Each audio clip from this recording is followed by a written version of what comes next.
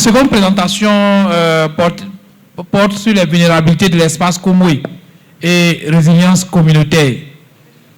C'est le résultat d'une étude qui a été conduite par le professeur Akindes, qui n'est plus à présenter. Nous l'appelons le monument. Le professeur Akindes est professeur de sociologie à l'université Alassane Ouattara de Bouaké. Il est le directeur de programme de la chaire UNESCO de bioéthique de l'université Alassane Ouattara. Et puis il est partenaire du projet Résilience pour la paix. Professeur, je vous prie de prendre la parole.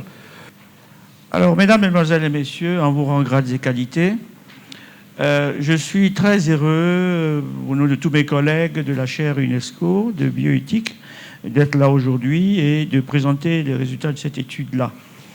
Mais avant que je ne prenne la parole, il y a des mots qui ont été prononcés et qui justifient que cette étude soit faite. D'abord, quelqu'un disait, il n'y a pas de développement sans sécurité. Voilà, ce qui se révèle être une idée très très forte aujourd'hui. La forme d'insécurité que nous connaissons aujourd'hui, elle est nouvelle. L'insécurité portée par les groupes extrémistes violents aux frontières, parce que les frontières deviennent une pointe avancée des foyers de diffusion de cette forme d'insécurité, les frontières maliennes et puis burkinabé, justement. Alors, j'ai été rassuré également par le discours du docteur Boadi, quand il dit, il présente la stratégie de lutte contre les menaces. Il parle d'anticipation, il parle de riposte, et il parle de résilience. Et il rajoute, nous travaillons également aux réponses psychosociologiques. Et je trouve ça... Et il précise, nous ne voulons pas donner dans l'autosatisfaction. Il présente et puis il dit, nous sommes ouverts aux réponses psychosociologiques. J'ai trouvé ça formidable comme approche de la part des représentants de l'État, parce que c'est justement là que notre travail trouve sa justification. Nous travaillons à l'anticipation parce que, mon collègue Samb l'a dit, le tout sécuritaire n'a jamais eu raison du terrorisme. Le terrorisme puise toujours dans un terreau, sur un terreau local. Le terroriste va toujours chercher des éléments pour se justifier, pour justifier son intrusion dans le milieu. Alors donc, ce travail a été fait par une équipe de chercheurs que j'ai dirigée. Et ça a porté sur... donc, le plan de restitution, je vais vous donner quelques éléments de contexte, des éléments de justification de la recherche, des questions de recherche et l'objectif de la recherche, et sur quelles considérations théoriques nous nous sommes basés, les principaux résultats. Je ne vais pas m'appesantir sur les recommandations parce qu'elles sont assez longues. Je vais présenter les grands axes de ces recommandations. Alors, la perspective de l'étude était essentiellement sécuritaire. Il fallait regarder entre les interactions entre les populations, tout ce qui était porteur de tensions et de conflits potentiellement convertibles. On est dans la théorie de la conversion, c'est-à-dire qu'on convertit ce qui permet de se positionner comme justicier plutôt dans l'espace social. Et tout ce qui relève des relations entre les communautés riveraines et les aires protégées, d'autant plus qu'on dit la plupart du temps que les parcs intéressent beaucoup les mouvements djihadistes. Alors, on a travaillé tout autour du parc national de la Komwe. Vous voyez, donc toutes les communautés dont on parle, Tougbo, Teidi, ils sont tous autour du parc national de la Komwe, entourés de verre. Et autour du parc, il y a une zone de biodiversité également qui nous a intéressés parce que cette zone de biodiversité juste le parc et les dynamiques qu'on observe dans le parc se retrouvent également dans la zone de biodiversité. Alors, le postulat de base de l'étude, c'est quoi? C'est que les groupes d'extrémistes violents ont tendance à se saisir des vulnérabilités. Tout ce qui est manque, tout ce qui est tension latente, manifeste, tout ce qui est conflit dans les sociétés, qu'elles tentent de reconvertir en se positionnant comme les justiciers potentiels vis-à-vis de l'État, entre les communautés, surtout lorsqu'elles se rendent compte que les décisions sont plus au profit des chefs de communauté que des groupes particuliers, c'est des terrains très intéressants pour eux. Donc, on a essayé de comprendre le fonctionnement, le mode opératoire, notamment dans des pays comme le Mali, le Burkina, pour voir comment ils peuvent entrer ici, quels sont les conflits, les tensions, les manques, toutes les vulnérabilités exploitables autour du parc national de la Comoé. Donc, la question de départ, c'est quelles sont les dynamiques sociales dans l'espace Comoé?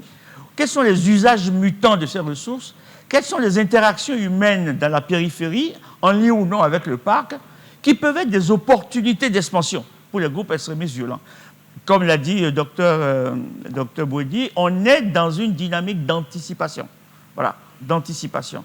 Alors, l'objectif de la recherche, c'est de comprendre toutes les vulnérabilités, toutes les fragilités potentiellement converties par les groupes extrémistes violents, en vue d'une plus grande implantation dans l'espace Comoé, tous les villages que vous voyez autour de la Comoé. Alors, ça nous a amené à regarder de très très près tout ce qui est relations sociales et politiques, tout ce qui est disparité et signes d'inégalité politiquement exploitables, tout ce qui est situation qui productrice de sentiments d'inégalité et d'injustice institutionnalisée, chaque fois remise en jeu.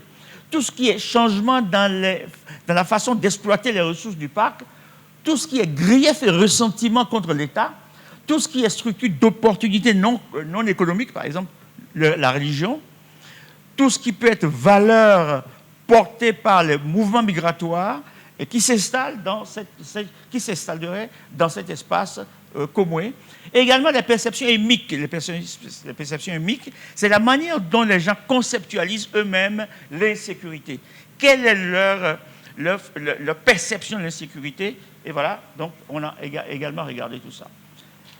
Alors, 3 équipes de chercheurs ont travaillé dans 9 départements. Donc, on a pas mal travaillé sur la revue de la littérature autour du parc déjà, parce qu'on a des situations de référence. On tourne autour de ce parc depuis 1999. Donc, on a une mémoire des événements, on a un background là-dessus. Et on s'est intéressé beaucoup aux foyers de diffusion sous-régionaux, au Burkina, au Mali. Comment ça se passe là-bas? Parce qu'on sait, par exemple, que le Fonds de libération du Massina est la pointe vraiment avancée dans le Bonkani, par exemple, et on connaît les filiations et comment ça fonctionne. Alors, quels sont les principaux résultats? D'abord, en termes d'analyse des clivages sociaux, des inégalités et de l'état de la gouvernance des ressources naturelles. D'abord, la terre et le contrôle des ressources qui y sont liés sont vraiment 2 facteurs autour desquels sont construits les clivages, qu'on soit dans le Bonkani, dans le Tchologo ou dans le Hambol. Ici, c'est l'espace Comoé, donc le Hambol n'est pas une zone d'intervention du projet R4P. Alors, dans le Bonkani, les enjeux fonciers se trouvent vraiment complexifiés par une querelle de leadership qui mine les relations entre Koulango et Lobi depuis les années 2000. C'est très long à expliquer. Dans le rapport, on l'explique très bien. Et en fait, les violences observées entre Lobi et Peul ne sont qu'une conséquence de cette rivalité de leadership, parce que les ennemis de mon ami deviennent mes amis. Voilà, il y a des logiques comme ça qui animent ce genre de relations. Dans le Hambol, le conflit de leadership il ne s'est pas manifesté, il ne se manifeste pas aussi violemment verbalement que violemment physiquement, comme ce qu'on a observé avec les conflits Peul et Lobi, mais il commence par poindre et par grandir comme un phénomène à risque politique localement. Dans le Tchologo, alors là, il y a une situation qui est extraordinaire, c'est que les chefs de terre ne respectent plus les règles du jeu d'attribution de terre. Ils ont fini par patrimonialiser leur fonction de redistribution de terre. Ils accordent la terre à des personnes qui ne sont pas de la localité à des conditions qui leur sont propres. Donc, du coup, ça crée énormément de tensions entre autochtones et allogènes et allochtones qui arrivent. Et ça crée de plus en plus de problèmes parce que ceux qui arrivent accèdent à la terre. Si vous accédez à la terre et que vous venez avec la ressource en main-d'œuvre familiale, eh bien, vous avez des facteurs de production qui vous permettent d'élargir votre revenu et il se crée des asymétries économiques entre les autochtones et les allochtones et allogènes qui arrivent. donc des asymétries économiques sur fond d'asymétrie d'accès au foncier. Ça fait deux problèmes qui se superposent et qui sont à haut risque. Alors, parce que le Tchologo est une région de très forte immigration où vous avez deux groupes particulièrement qui sont craints parce qu'ils ont une capacité de travail énorme, c'est les Dogosais et les Mianka. Voilà. Alors, cela dit, pour la plupart, dans le Hambol et le Tchologo, les tensions restent encore latentes, sans vraiment relief particulier, mais la tension monte. Il faut faire attention. Donc, il est urgent de trouver une réponse politique aux facteurs à l'origine des sentiments de marginalisation, notamment chez les jeunes. Voilà, parce qu'eux n'ont pas la possibilité de mobiliser de la main-d'œuvre pour développer des exploitations. Et dans les exploitations familiales, la rémunération des jeunes décadée par les aînés est un gros problème. Sur la question des jeunes, je reviendrai tout à l'heure un peu plus en force. Alors, l'entrée par les inégalités. Vous voyez, dans le Bonkani comme dans le Hambol, il y a toute la question de la primauté, la primeur du primo-occupant. C'est nous qui sommes là les premiers, nous ne pouvons pas partager le privilège de l'autochtonie avec d'autres groupes qui sont arrivés avant nous. Donc, on revisite l'histoire pour justifier sa primo-occupation. Et ça crée des tensions entre les groupes qui ont toujours vécu ensemble jusque-là parce que la pression foncière justifie cela. Voilà. Et puis, les effets du changement climatique viennent exacerber les choses. L'économie de plantation, l'économie de l'orpaillage devient une activité majeure qui déclasse l'agriculture, qui pose des problèmes aux jeunes et aux femmes. La question de la sécurité foncière. Les jeunes, parlons des jeunes. Madame Moon disait tout à l'heure, quand on vous présente des jeunes qui ont 50 ans, ben oui, parce que vous sortez de l'âge de la jeunesse pour entrer dans le monde adulte quand vous résolvez un problème. Vous êtes capable de créer famille, d'avoir un toit et d'avoir des ressources stables. Mais quand l'entrée dans le monde adulte est retardée et que le temps de présence dans l'enfance est rallongé, vous êtes un jeune à 60 ans. Et ça, c'est des situations qui posent énormément de problèmes. Et je vois tous les projets de développement qui écrivent, il y a toujours une ligne, oui, appui aux jeunes, mais tous ces projets échouent. Apprenons à reconnaître un jour que ces projets, quand le taux d'adoption est généralement hyper faible, à peine de 20%, et quand le financement finit, le projet n'existe plus. Est-ce qu'on va continuer comme ça? Or, il y a une pression sociale qui est très forte. La question de la sécurisation du foncier chez les femmes, qui est un problème également majeur. Alors, les industries extractives s'intéressent à ces zones, mais se développent à côté de pauvres. Alors que le code minier ivoirien est très clair sur les ressources qui doivent être affectées au développement communautaire et qui ne le sont pas souvent. Et on le voit dans le Hambol. Les jeunes sont désargentés, démotivés, alors qu'il y a des ressources par là qui peuvent drainer pour s'organiser économiquement. Alors, il est important de doper ces jeunes en matière de capacité de mobilisation de leurs ressources, notamment intellectuelles, pour négocier l'accès à ces ressources, négocier par exemple des activités qui peuvent être génératrices de revenus pour eux. Également pour les femmes. Et tous ceux qui travaillent en milieu rural, je discutais tout à l'heure avec quelqu'un de l'ANADER qui me le confirmait, on a d'énormes problèmes avec ces organisations. Elles sont léthargiques. Il faut les réveiller. Si on veut qu'à la base, les acteurs prennent en compte, soient acteurs de leur propre transformation, de leur développement, on ne peut pas les maintenir dans cette... Il faut comprendre pourquoi les jeunes, les projets échouent chaque fois. Il faut s'arrêter à un moment donné et comprendre. On ne va pas continuer à dire on va investir dans la jeunesse et savoir tous que ce problème existe dans cette localité et continuer de la sorte. Alors, le problème, c'est que quand les populations commencent à avoir des problèmes quelque part, par exemple dans le Bonkani, migrent vers le Tchologo, et la tendance aujourd'hui est aller vers le Hambol. Donc, en fait, les problèmes se déplacent. C'est les mêmes problèmes, mais qui se déplacent d'une région à une autre. Et en matière de gouvernance de ressources, en situation de course au foncier et en situation de pression sur les mécanismes de résolution des conflits, les instances coutumières sont de plus en plus décrédibilisées. Or, quelqu'un l'a dit tout à l'heure, finalement, c'est à elles que les gens croient, mais voilà qu'elles sont décrédibilisées et de moins en moins en capacité de réguler les conflits. Alors, certaines franges de la population estiment que la loi ne s'applique pas avec la même rigueur aux exploitants illégaux venant ailleurs, ils ont une capacité de corruption que ceux qui sont là, localement. Alors, sur le fond de vagues migratoires vers le Tchologo et ensuite vers le Hambol, les situations de polarisation sur fond de clivage ethnique sont vraiment inhumaines si les groupes extrémistes veulent se saisir de ces subtilités. Alors, on a regardé un peu l'anthropisation du PNC. Est-ce qu'il y a des situations nouvelles? Mais non, pas vraiment. Sauf que le braconnage a été vraiment affecté par le fait de militariser la sécurité dans le Bonkani et le Tchologo. Et on se demande si certains braconniers ne sont pas convertis en vol de bétail. Ça, c'est à voir. L'immigration, est-ce qu'il y a eu d'autres structures d'opportunités favorables à la conversion?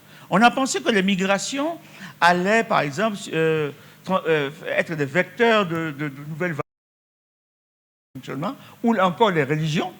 Eh bien, on a vu que le développement de l'islam malakite en Côte d'Ivoire, le travail que fait le COSIM ne permet pas au mouvement salafiste d'entrer aussi facilement.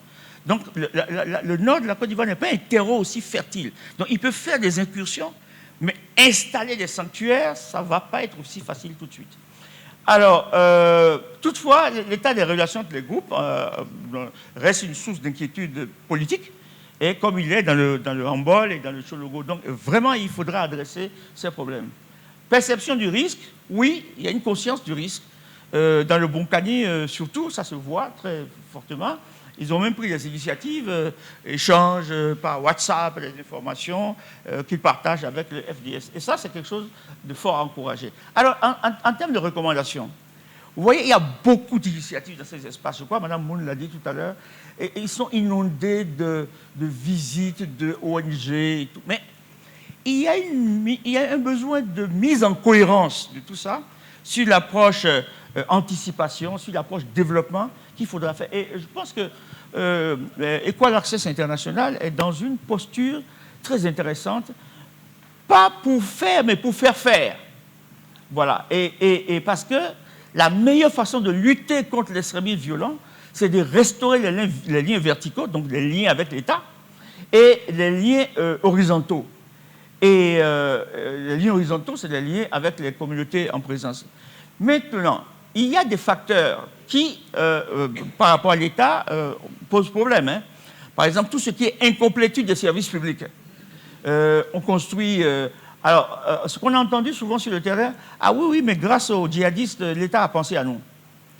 Ben parce que l'État a construit, a apporté des infrastructures, santé, éducation, mais parfois oublie d'équiper les infrastructures ou n'affecte pas le personnel pour les faire fonctionner. Ça, c'est une fragilité. Donc, le discours « l'État nous a oubliés » est réduit, mais l'État ne fait pas tout ce qu'il doit faire, reste toujours. Donc, il y a à corriger cela. Le problème de la perception d'un sentiment que la réponse sécuritaire aux djihadistes est orientée contre des groupes. Évidemment, on parlait des Peuls tout à l'heure. Les Peuls se sentent visés. Donc, c'est des choses, évidemment, à corriger qui relèvent de pouvoir public. Donc, 5 messages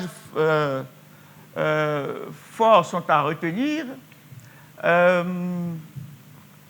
Donc, les 5 messages clés, c'est quoi? C'est que dans le contexte local, la terre et les ressources sont les principaux facteurs de tension et de conflit. Que les inégalités d'accès aux ressources et aux revenus sont des indices de fragilité potentiellement convertibles, jeunes et femmes notamment. La dérégulation des mécanismes de gestion du foncier, le fait que les chefs de terre ne soient plus crédibles, c'est très dangereux. Et là, il est important d'aider les communautés et les groupes d'intérêt à trouver par le dialogue, et ça, mon collègue semble en parler tout à l'heure, par le dialogue, des compromis aux conflits, aux problèmes qui les opposent. Et c'est ça le meilleur gage de maintien de la cohésion et le meilleur rempart contre l'entrée des groupes extrémistes. Et finalement, aider l'État à améliorer les services délivrés. Et ça relève d'un enjeu primordial pour la restauration de la confiance entre l'État et la population. J'ai fait 19 minutes 49 secondes. Je ne peux pas exiger ça des étudiants et faire le contraire ici. Merci. Vous avez deux questions. Madame Ego, sa question,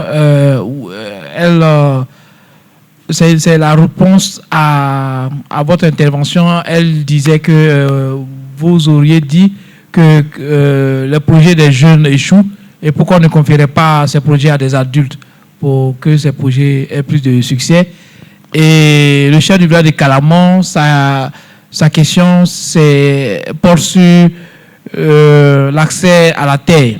Il dit que les populations, par générosité, acceptent ou accueillent certaines personnes qui ne sont pas de leur communauté et à la longue, ça crée des conflits.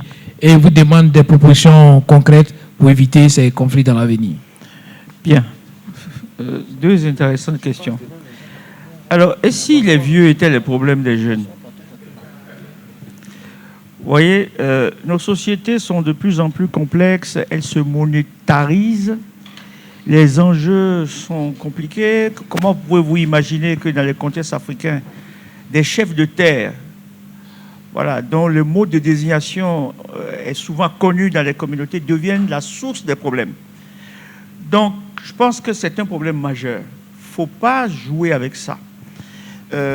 Les recommandations qu'on a faites à École Access après cette étude, c'est de remobiliser les acteurs locaux et même l'État sur cette grave crise. C'est une crise, il ne faut pas attendre que ça commence par présenter ses externalités pour que nous constations que c'est la manière d'allouer les terres qui pose problème et tout. Non, il faut en débattre. Le docteur Bouidou, excusez-moi si je tombe sur votre nom, Boadi, parlait d'anticipation. Il faut anticiper sur ce plan. Donc, on fait une recommandation sur cette question. Et la question des jeunes, souvent on entend « Oui, non, mais ils s'intéressent à leur paillage. » Mais pourquoi ils s'intéressent à leur paillage? Pourquoi ils se détournent de l'agriculture? Prenons un jour le temps de nous poser les vraies questions. Voilà, ne surfons pas sur ça. Les projets surfent trop facilement sur ça. Oui, bon, on a une ligne là pour les jeunes, les activités génératrices de revenus, puis tout le monde surfe. Et nous savons tous qu'au bout de 2 ans, quand le projet va finir, ce projet n'existera plus. Mais on ne développe pas des projets pour maintenir les sociétés au même stade. Voilà. Donc, nous avons fortement recommandé à École Access International de s'arrêter sur la question jeune. C'est quoi la question jeune? Pourquoi on fait du surplace avec les jeunes? Et quels sont les jeunes qui finissent par adopter l'innovation? Et est-ce qu'on peut se servir du modèle qu'ils constituent? Vraiment des questions qui nous permettent d'avancer et puis de ne plus développer une espèce de culture cache-sexe sur la question jeune. Voilà. Les migrations, vous avez dit dans le Bonkani, c'est la générosité africaine. On a entendu ce discours dans d'autres parties de la Côte d'Ivoire, mais dans certaines parties, ce n'est pas la générosité, c'est le chef d'État qui a pris l'argent. Voilà. Donc, c'est très compliqué. Si nous voulons comprendre les choses, nous avons également recommandé à École Access International de revenir sur cette question de la gouvernance des ressources naturelles, surtout de la terre.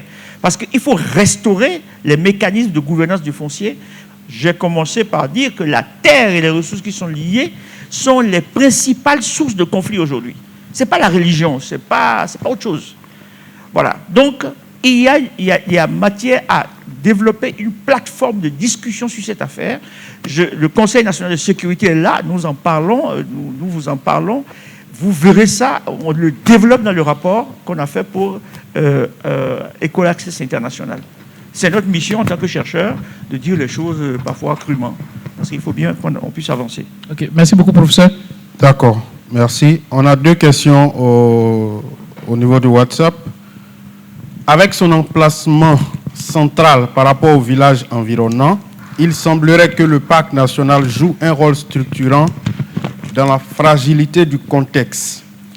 La solution aux multiples challenges ne devrait-elle pas être pensée de manière structurante? Donc, c'est la question de M. Koko. Et on a une deuxième question, M. Ego. Quel apport concret des nombreuses ONG pour l'accompagnement des jeunes en zone frontalière? Alors, le parc national de la Comoré, on a même vu dans 2 rapports, oui, il y a des sanctuaires dans le parc. Honnêtement, on a cherché les indices de présence de sanctuaires. D'ailleurs, les rapports qui le notifient ne disent jamais où se trouvent ces sanctuaires. Par contre, il y a énormément de rumeurs autour du parc national de la Comoré que les djihadistes se retrouveraient dans le parc. Les rumeurs, c'est des idées qui naissent quelque part de personnes, ça court, ça court et ça court. Voilà, donc on ne peut pas affirmer cela sur la base de rumeurs. Et c'est aussi balayer du revers de la main tout le travail que fait le IPR pour reprendre le contrôle de cette ressource. Voilà, en tout cas, on n'a pas vu d'indice. Dès qu'on a mal regardé, ce qui m'étonnerait, parce qu'on est allé on s'est intéressé, ils font même survolent le parc avec les drones et tout. On savait, par exemple, là où se positionnaient les chercheurs allemands et espagnols qui étaient dans le parc, quand même, on peut savoir s'il y a une présence djihadiste, on peut le savoir. Maintenant qu'il y ait des traces de balles, parce qu'ils se sont réfugiés un temps dans le parc et en sont ressortis, ça, c'est des incursions, ce n'est pas des sanctuaires. Donc, il ne faut pas développer des rapports qui cultivent la peur dans les esprits. Voilà. Alors, les ONG, l'accompagnement des jeunes, ben, c'est de ça qu'on parle. Parce que la démultiplication des initiatives sans mise en cohérence interne, sans connaissance réelle, peut-être que l'argent est placé là où il ne devait pas être. Peut-être qu'on ne s'intéresse pas vraiment aux vraies opportunités qui ont besoin des jeunes. Pourquoi ne risquerions-nous pas la réflexion sur ce terrain? N'ayons pas peur de réfléchir avant de nous engager dans d'autres projets qu'on sait qu'ils ne vont pas vivre après 2 ans ou 3 ans. Et laisser ces jeunes dans un sentiment que les aînés se foutent d'eux. Parce que quand vous discutez avec les jeunes, c'est ce sentiment qui naît. Et en plus, on vient lutter contre leur paillage. Ben, qu'ils perçoivent comme le moyen de survie par excellence dans un environnement où l'agriculture ne leur réussit plus. Eh bien, on prépare de plus en plus un affrontement entre l'État et les jeunes. Parce qu'ils ont le sentiment que les forces de l'ordre sont des obstacles humains à l'organisation de leur survie. Et d'ailleurs, sur la question de l'orpaillage, on a développé une longue partie dans le rapport sur cette question, entre ce que dit en clair la loi sur le code minier et le développement, par exemple, communautaire. Et l'État, à un moment donné, devra vraiment changer son mindset par rapport à la question jeune et l'orpaillage. Voilà, ça, on pourra faire un autre développement assez long sur cette question. Okay. Merci beaucoup, professeur. On a une dernière question dans le chat de M. Bernard Bléou. Est-ce que l'objectif final des incursions des GEV dans le parc national de Comoé ne serait-il pas la sanctuarisation? Bon, je commence par la dernière. Hein. Qui dit sanctuarisation ne dit pas incursion. Sanctuarisation, c'est qu'ils se sont installés, il y a une vie sociale qui s'y mène. Les incursions, c'est des sorties, des entrées et des sorties. Donc, ce n'est pas la même chose. Donc, si on parle d'incursion, on peut comprendre. Mais sanctuarisation, comme l'écrit le rapport de Crisis Group International, en tout cas, on ne voit pas de signe de sanctuarisation. Alors, 27 familles installées dans la forêt, dans une forêt classée, du côté de Kimbiri. Je ne vais pas répondre à la place de l'État, mais j'attire votre attention sur le fait que l'État a déjà suffisamment de problèmes. Avec une forêt, par exemple, dans le parc national de la Comoré, il y a un village qu'on appelle Chambé. Voilà, qui est dans le parc, qui est censé être mis hors du parc, qui n'est pas encore parti depuis. Et les communautés riveraines qui ne sont pas hors du parc estiment que l'État fait du 2 poids 2 mesures. Parce que dès que vous laissez protéger une population donnée, eh bien, vous créez un sentiment d'injustice et vous aggravez le problème. Vous voyez, donc la demande que vous faites, les autorités qui sont là vont l'écouter. Il n'y a pas que Tchambé, mais il y a, même dans le Tchologo, il y a 2 ou 3 villages dans le parc également qu'on a identifiés et qui sont dans la même situation et sur lesquels l'État n'a pas encore trouvé de solution. Donc, je ne sais pas ce que vous répondront les autorités qui sont dans la salle, mais sachez que l'État est suffisamment déjà embêté par une situation similaire dans d'autres parcs. Et il y a des gens qui travaillent avec l'OIPR, qui sont dans la salle et qui savent parfaitement de quoi je parle. Je vois le préfet qui sourit, donc il comprend très bien ce que je veux dire. Voilà. Donc, voilà. Donc c'est la deuxième question. Alors, ah oui, à Tougbo, bon, oui, c'est vrai. C'est d'ailleurs une situation exceptionnelle, hein, le fait de ne pas avoir le plan des réfugiés. Voilà, ça dénote de quelque chose, une capacité d'accueil, mais la capacité d'accueil a ses limites. Parce qu'effectivement, des terres ont été données pour installer les populations et les ressources alimentaires viennent à manquer. Elle l'a dit, c'est un constat, on ne peut pas le nier. Donc, s'il y a des réponses à y apporter, je vois notamment en termes de renforcement de capacité de produits, de production de vivriers localement, ce qui va permettre de créer des opportunités pour... Voilà, donc c'est des choses à prendre en compte dans les réponses à donner aux barrières, enfin aux groupes extrémistes dans ces localités.